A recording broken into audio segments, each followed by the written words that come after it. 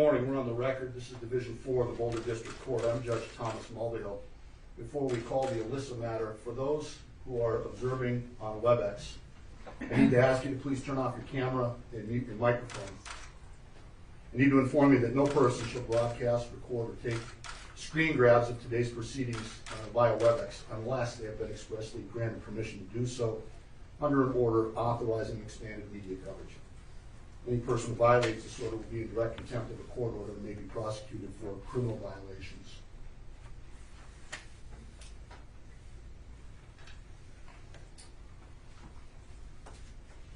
We'll call case 21 CR 487, People of the State of Colorado versus Ahmad Al-Aliwi Alyssa. Can I have the appearance of counsel for the people, please? Good morning, Your Honor. Michael Doherty and Ken Kuffner on behalf of the people of the state of Colorado. Good morning. And for the defendant. Good morning, Your Honor. Catherine Harold, Daniel King, and Sam Dunn on behalf of Mr. Alyssa, who is present. Good morning, counsel. Good morning, Mr. Alyssa.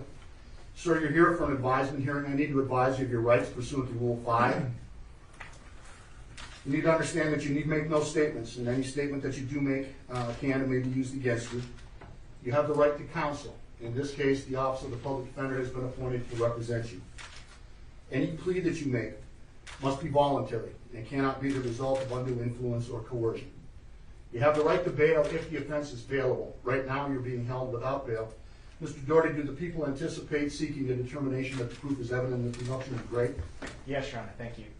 Mr. Alyssa, what that means is you'll be held without bail until such time as the court is able to determine whether or not the proof is evident and the presumption is great that you committed these crimes.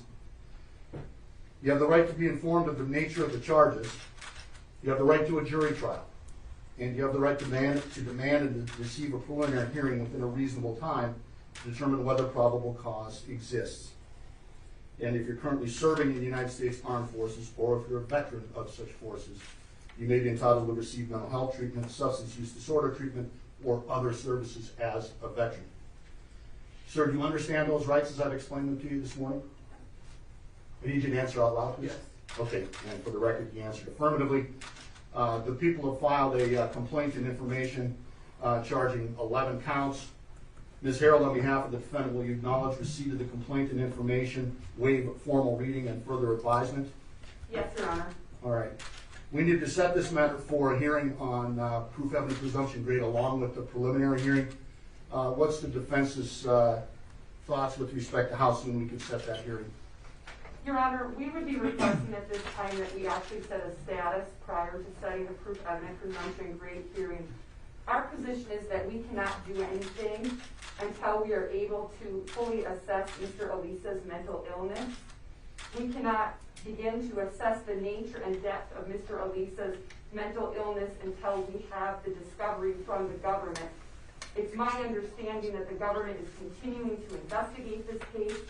The discovery is going to be voluminous, and so at this juncture, it doesn't make sense to set the proof evidence presumption grade hearing. So we'd be requesting a status conference. And so, is your client willing to waive his right to a preliminary hearing within 35 days to accommodate that or a later setting for preliminary hearing and proof evidence presumption grade? He is, Your Honor.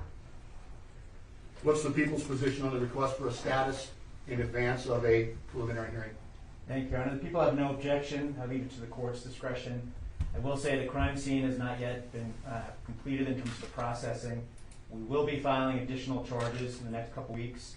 The people have not received any discovery yet from law enforcement. The defense hasn't received any discovery, so the people have no objection to the defendant's request. All right. How far out were you contemplating that status hearing? Your Honor, it's hard to gauge, but I would ask 3 months. Okay.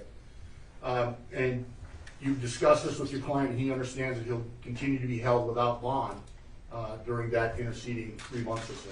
Yes, Your Honor. All right. So I'm sorry, Mr. Doherty. I'm sorry, Your Honor. I do think 3 months is further out than I anticipated. I would ask for at most a month and a half. I think that'll give us time to have the crime scene processing completed, which I anticipate is the next couple days. Additional charges will be filed in the next 2 weeks, and then counsel will have the discovery available.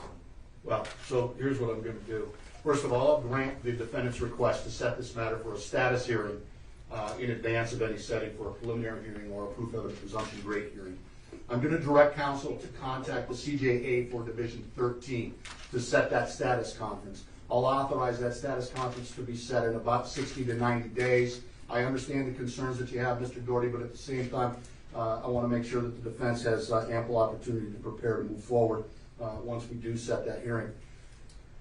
So contact the CJA for Division 13. This case has been assigned to Division 13. Chief Judge Ingrid Bakke will be the presiding judge in this matter. Anything else at this time on behalf of the people, Mr. Doherty? No, Your Honor, thank you. Anything else on behalf of the defendant, Ms. Harold? Your Honor, the government filed a request to reconsider this court's previous order with regard to B6. Right.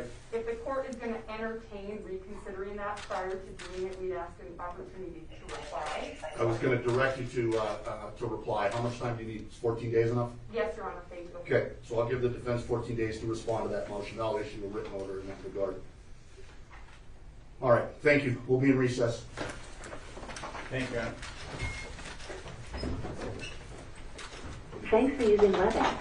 Visit our website at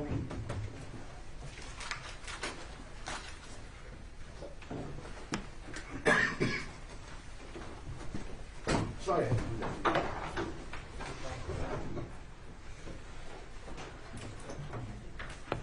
See you, Sam. Talk to you soon. Hey, Sam, before you leave, Mr. Doherty, Mr. Kuffner,